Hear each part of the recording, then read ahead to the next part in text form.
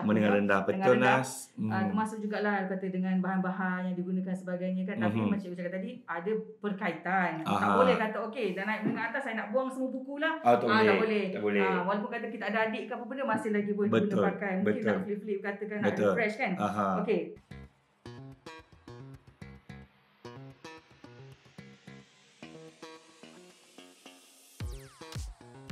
Okey, alright. Jadi lebih kepada macam saya lah. Pengalaman saya sebagai guru lah. Okey, walaupun tak lama, hanya 14 tahun saja sebagai guru sains lah. Tak lama ya. Tak lama. Tapi bolehlah dikongsi sedikit. Mungkin boleh jadi sebagai panduan ataupun contoh kepada guru-guru lain lah. Okey. Macam Nas kata tadi di awal tadi, memang buku teks itu dia sangat-sangat penting. Itu nombor satu. Keutamaannya lah sebab buku teks ni yang dikeluarkan oleh Kementerian Pendidikan Malaysia. Jadi buku teks tu kalau Seremi anggap sebagai macam buku induk, mak induk dia. Jadi itu ialah buku utama yang mesti murid ada dan murid kena menguasai. Tapi buku teks saja tak mencukupi, Nas. Okey, memang murid-murid sebenarnya tak banyak input lah. Ya, okey, alright. Ada tak banyak tu tak tahu jugalah. Tapi sebenarnya bagi Seremi tak mencukupi. Okey. Alright. Jadi maknanya murid perlukan bahan tambahan. Jadi Seremi pun ada sediakan bahan sendiri. Dan kadang-kadang Seremi pun gunakan buku-buku yang diterbitkan oleh syarikat penerbitan lah. Contohnya buku Pilihan Pelangi. Mesti ada kat sekolah. Okey, sebagai buku rujukan kepada murid. Okey, apa perkara yang buku-buku yang Seremi ada? Contohnya buku modul. Buku modul ni contohnya macam ada isi tempat kosong, suai padan. So dia lebih kepada mengikut kepada kurikulum ataupun kita punya sub-sub topik dia disusun. Jadi sambil kita belajar buku teks, kita boleh uji pengetahuan kita, pemahaman kita melalui modul. Okey, dia berlaku secara selari. Jadi itu cikgu mengajar, murid rujuk buku teks dalam sama-sama dia melengkapkan modul. Yes, betul. So itu buku modul memang sangat penting lah bagi Seremi. Yang keduanya adalah buku latihan topikal. Okey, latihan topikal ni jadi murid-murid dia kena contohnya habis bab 1, topik 1.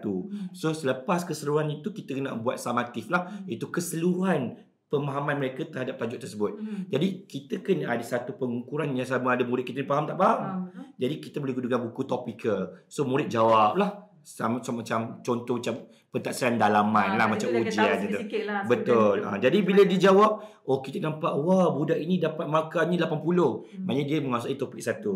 Ada budak yang mungkin lemah, dapat markah dia 40. Mungkin budak ni lemah. So kita boleh tengok daripada kertas soalan topikal tu, kita boleh analisis mana tahap dia, mana dia kurang. Oh, mungkin bab ini dia kurang. So murid yang ini kita bagikan dia punya treatment ataupun rawatan secara spesifik lah. Kita ajar semula ke untuk bagi latihan. Yes, betul. So katakan satu kelas semua dapat 80. 10 tak kita nak ulang balik, Nas? Tak perlulah. Kita akan boleh proceed untuk tajuk yang seterusnya. Okey. So itu yang kedua, buku topikal.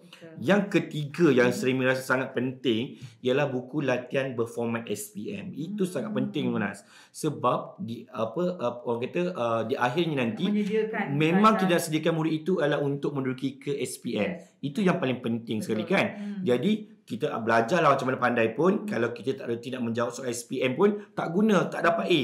Jadi rugi masa kita. Jadi kena ada satu lagi buku iaitu latihan berformat SPM. Macam set lah, kertas 1 untuk sains, kertas 1 dan kertas 2. Jadi kita akan mungkin dalam 2-3 topik kita akan try, ataupun tengah tahun kita akan buat latihan berformat tu. So murid kita tahu macam mana jawab inference, kena jawab permatian, kena jawab hipotesis. Jadi benda itu kena dilatih. Okey, jadi buku berformat SPM ni ialah buku yang ketiga yang kena ada lah. Dan yang terakhir bagi Seremi lah, tapi sebenarnya dia bukanlah satu kewajipan, tapi Seremi memang galakkan murid-murid kat luar sana ada buku rujukan tambahan. Okey, kenapa bukan kita nak menolak buku teks KPM tu memang sangat baik. Macam tadi dia lah mak induk je lah. Betul. Mak induk dia, betul, kena kata dia. Tapi buku rujukan ini kadang-kadang ia diolah dengan cara penggunaan ayat atau gaya penulisan yang lebih mudah difahami. Dengan grafik, dengan warna-warninya. Jadi dia akan dapat memudahkan pemahaman murid untuk tajuk-tajuk tertentu. Okey, jadi memang Seremi galakkanlah murid-murid mendapatkan buku rujukan tambahan sebagai sokongan kepada buku teks yang mereka ada. Itulah perkara yang Seremi rasa penting untuk seorang guru sains ataupun murid-murid yang belajar Tak kira semua subjek pun, itu adalah perkara yang penting. Buku teks yang tak punya induk, disokong ada buku topikal, buku berformat SPM dan juga buku rujukan. Buku berformat SPM pun termasuk format sebenar supaya kata bila student tengok tu, ini adalah soalan yang sebenar-benar yang ditanya kan. Okay, bakal tak boleh. Tak boleh keluar lagi Nas. Tak boleh.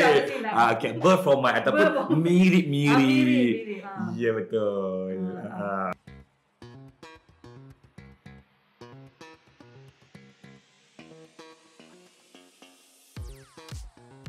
Jadi itu lebih kepada yang saya cerita banyak fizikal.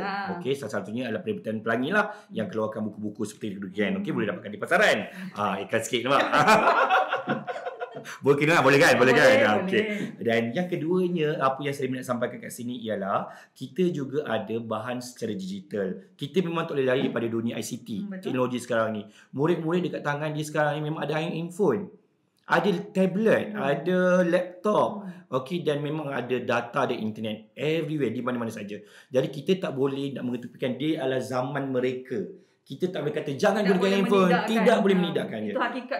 Dan streaming juga menggalakkan mereka gunakan pelantar digital lah. So ada banyak sebenarnya perkongsian guru-guru pakar, guru-guru cemerlang dalam pelbagai subjek. Contoh Seremi pun ada sendiri YouTube Seremi kan. Seremi ada channel Seremi juga untuk perkongsian. So murid-murid Seremi juga kita galakkan, murid yang sedang menonton juga boleh gunakan pelantar online ataupun atas talian ni untuk dapatkan bahan-bahan tambahan. Okey, contohnya lah untuk sains. Kita kalau bicara tentang sains lah, kita ada macam soalan-soalan kertas satu objektif di dalam Google Form contohnya. Secara percuma boleh dapatkan di internet. So jangan beza je kalau kita nak 1000 daya. Kita boleh carikan apa benda tu kat internet. Google ke boleh semua pandai kan. Dan Seremi yakin pun Pelangi juga pun memang ada pelantar digital kan untuk mereka dapatkan bahan-bahan tambahan. Jadi boleh gunakan pelantar-pelantar ini untuk sumber tambahan untuk belajar. Okey, kita bukan saja dah boleh jawab kelihatan secara digital, kita juga ada nota-nota secara digital juga atas talian. Jadi biasalah budak-budak zaman sekarang ni dia tak akan bawa buku tebal-tebal. Saya setuju yang tu. Betul kan? Sebenarnya lebih senang bawa bebas ke apa, just betul. Tengok kan. Ya.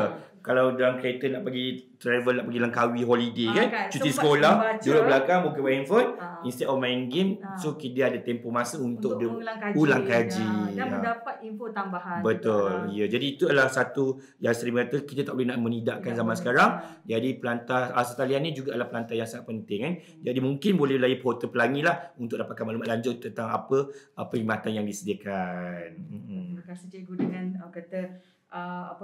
tips dan panduan tentang pemilihan bahan-bahan tadi tu, dan saya percaya audience mungkin dah ada, tapi kalau tak ada lagi boleh dapatkan di Pelangi juga. Betul. Kalau ada terbitkan, kalau pakai buku kita terbitkan. Betul. Okey.